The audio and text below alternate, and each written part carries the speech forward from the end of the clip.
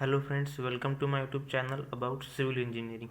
तो आज का हमारे इस सीरीज़ का सेकंड वीडियो है बेसिक्स ऑफ सिविल इंजीनियरिंग में, जिसमें सिविल इंजीनियरिंग जो बेसिक्स बातें रहती है जो कि ऑन द साइड आपको पता होनी चाहिए, सारी बातों की मैं इस सीरीज़ में मैं आपकी प्रैक्टिस लेता हूँ। यहाँ पे मैं आपको जो साइड पर जो यूज़फुल बातें हैं वो आपको यहाँ पर मैं आपको बताऊंगा, और वन लाइनर आपको फ्री मिलेगा। मैंने पिछले लेक्चर में आपको बताया था, आप देख लीजिए। मैंने एक सेक्शन बनाया हुआ है यूट्यूब चैनल पर, जहाँ पे बेसिक्स ऑफ सिविल इंजीनियरिंग करके आप वहाँ पे फर्स्ट वीडियो देख के मैंने बता दिया है, और जिन्होंने नहीं देखा मैं इस वीडियो के एंड में बता दूंगा कैसे मिल सकती है आपको वन लाइनर फ्री में।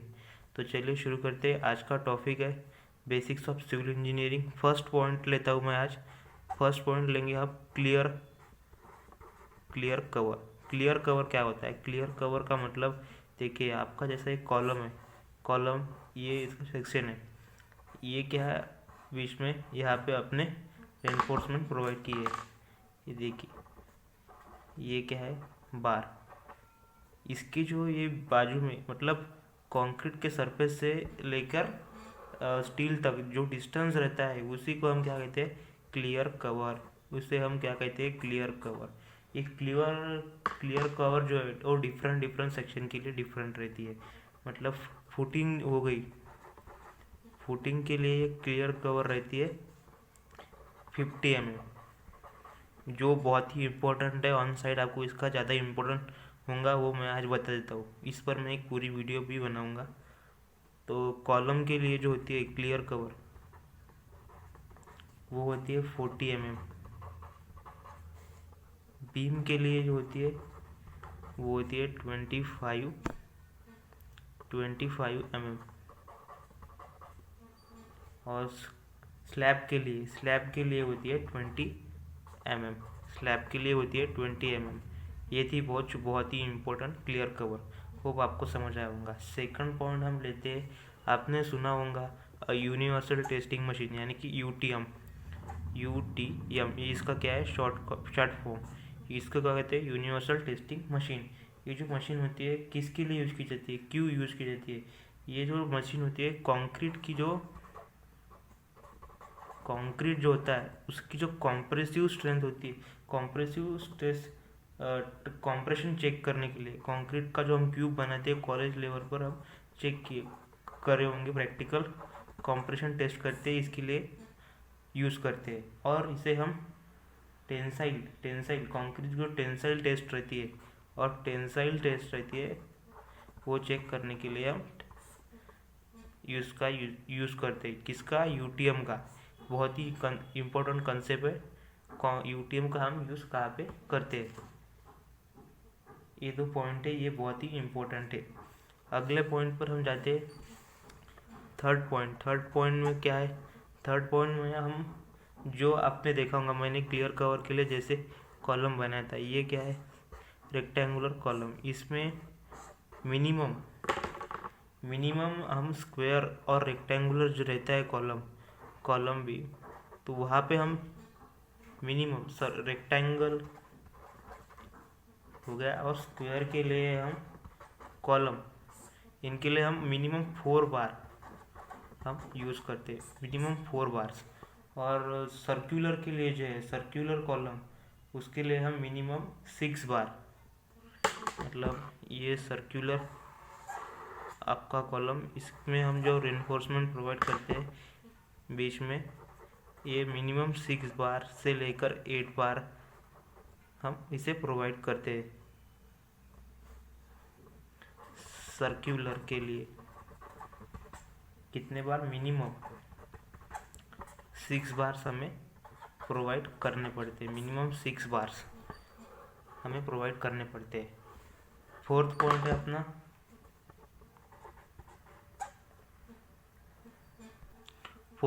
है अपना, जो हुक रहती है, जैसे हुक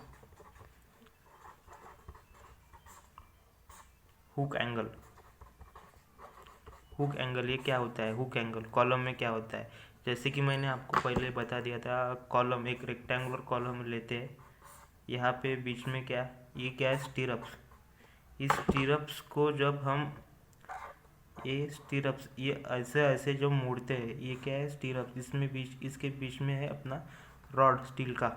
तो इस स्टीरअप्स का जो ये जो एंगल रहता है, ये जो सेक्शन रहता है ऐसा वाला, इसी को हम क्या कहते हैं, हुक एंगल। और ये हुक एंगल कितना रहता है, 135 डिग्री से हम इसे मोल्ड करते हैं, ऐसा घुमाते हैं, इसी को हम क्या कहते हैं, हुक एंगल।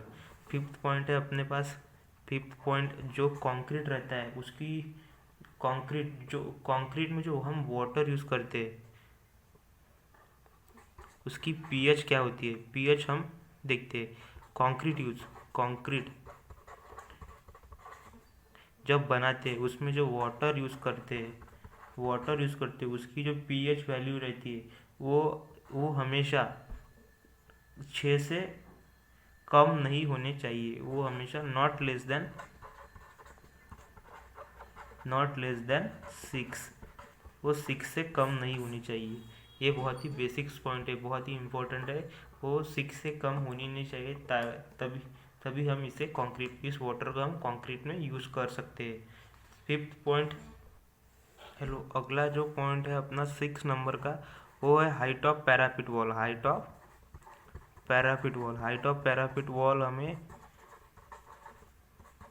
मिनिमम, और आप इससे भी ज़्यादा देखते हैं, पर मिनिमम जो है हम 1 मीटर से ज़्यादा देते नहीं। हाइट ऑफ पैरापिट, ये मिनिमम हम 1 मीटर देते हैं। मैक्सिमम बोल सकते हैं, इससे ज़्यादा हम दे ही नहीं सकते क्योंकि ये बहुत बड़ी हो जाएंगी, फिर वो पैरापिट वॉल नहीं रहेगी। पैरापिट वॉल की जो हाइट होती है वो रहती है 1 मीटर। अगला पॉइंट है अपने पास जो शेयर वॉल रहती है, तो शेयर वॉल की 7th पॉइंट नंबर है शेयर वॉल। शेयर वॉल क्या होती है, शेयर वॉल जो मतलब पार्टीशन वॉल एक तरह की, उसमें जो थिकनेस रहती है वो मिनिमम जो रहती है, उसकी मिनिमम जो थिकनेस रहती है 150 mm तक हमें मिनिमम देते हैं। आपने देखा ही होगा घर में अपने, और मैक्सिमम हम 400 mm तक उसे एक्सटेंड कर सकते हैं। 400 mm तक हम शेयर वॉल की थिकनेस दे सकते हैं।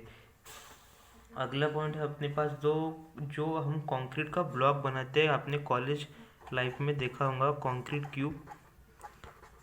क्यूब से आपने देखा होगा, प्रैक्टिकल भी किए होंगे, कॉम्प्रेसिव स्ट्रेंथ वाला, वो हम इसी से यूटीएम वाला जो मैंने लिया था, वो कंक्रीट क्यूब से हम टेस्ट करते हैं। उस कंक्रीट का जो क्यूब रहता है उसकी जो साइज़ रहती है वो क्या रहती है, वो रहती है, हम उसे एक मोल्ड पर डालते हैं। वो मोल्ड होता है 150 बाय 150 मतलब 150 mm by 150 mm by 150 mm, ऐसी उसकी साइज़ रहती है कंक्रीट के क्यूब की। और जो अगला पॉइंट में मैं आपको बताया जा रहा हूँ, अगला पॉइंट है अपना 9 पॉइंट। अब जो मैक्सिमम जो स्टील होता है कॉलम में, हम कितना यूज़ करते हैं, मैक्सिमम स्टील यूज इन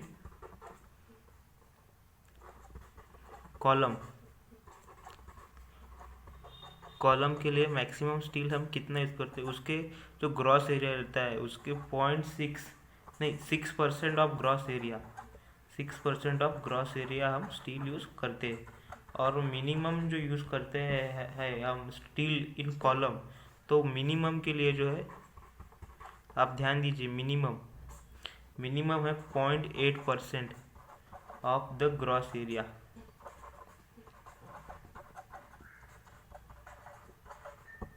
हम यूज़ करते हैं column in steel in column. जो हम मैक्सिमम जो यूज़ करते हैं वो 6% ऑफ ग्रॉस एरिया, और मिनिमम जो यूज़ करते हैं 0.8% ऑफ द ग्रॉस एरिया।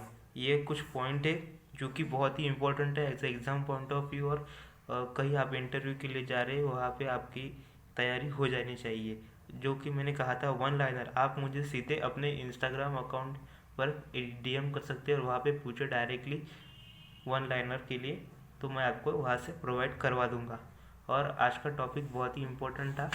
अगर वीडियो अच्छा लगा होगा तो शेयर कीजिए, लाइक कीजिए, सब्सक्राइब कीजिए। और देखिए, एक बार मैं आपको रिवीजन करवा देता हूँ। हमने फर्स्टली देखा था क्लियर कवर क्या होता है, जो मैंने आपको समझा दिया, ये डिस्टेंस यानी कि क्लियर कवर स्लैब के लिए, बिल्डिंग के लिए, फुटिंग के लिए।